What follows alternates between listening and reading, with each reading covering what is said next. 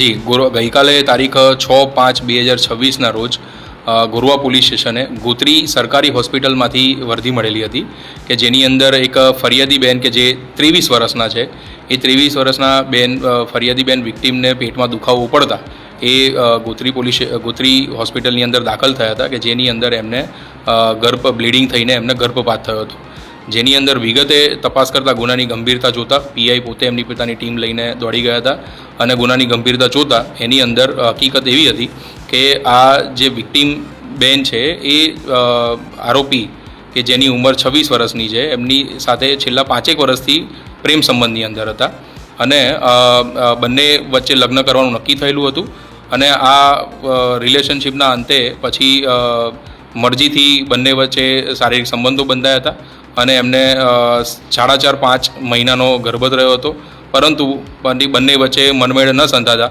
બળજબરીપૂર્વક આરોપીએ ફરિયાદી બેનને ગર્ભપાતની ગોળીઓ ગવડાવી હતી અને એના અનુસંધાને જે વિક્ટીમ છે એમને ગર્ભપાત થયેલો હતો. આરોપીનું નામ શું છે ને બંને કઈ રીતે મળ્યા હતા? મૂળ અહીંયાના જ છે? જી, બંને મૂળ એ બહારના દાહોદ બાજુના છે અને અહીંયા બરોડામાં મજૂરી કામ કરી રહ્યા છે. આરોપીનું નામ છે વિપુલભાઈ સુમાભાઈ વસૈયા કે જે 26 વર્ષના છે અને આ બંને મજૂરી કામે જે મૂળ બંને એક જ વતનથી આવતા હોવાથી અને વડોદરા મજૂરી કામ કન્સ્ટ્રક્શન સાઇટ પર કામ કરે છે એ રીતે બંને એકબીજાને ઓળખે છે. સર, બંને વચ્ચે લગ્ન કરવાનું પ્રોમિસ થયું પણ તોય છતાં એ પૂરું નહીં થયું.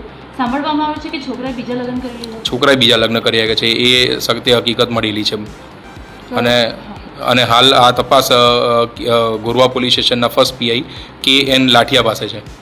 તો હાલ આરોપી પકડાઈ જવામાં આવ્યો છે કે શું છે? આરોપી પકડવાના બાકી છે અને ગુનાની ગંભીરતા જોતા અને માનનીય પોલીસ કમિશનર સાહેબ, એડિશનલ કમિશનર સુધીર દેસાઈ સાહેબ અને ડીસીપી ઝોન 1 સાહેબની સૂચનાથી અલગ અલગ 4 અને 5 ટીમો બનાવીને અને અલગ અલગ દિશાઓમાં આ આરોપીની શોધખોળ હાથ ધરી છે. આગળ કઈ રીતે તપાસ હાથ ધરવામાં આવશે? કયા ગુના નોંધવામાં આવશે?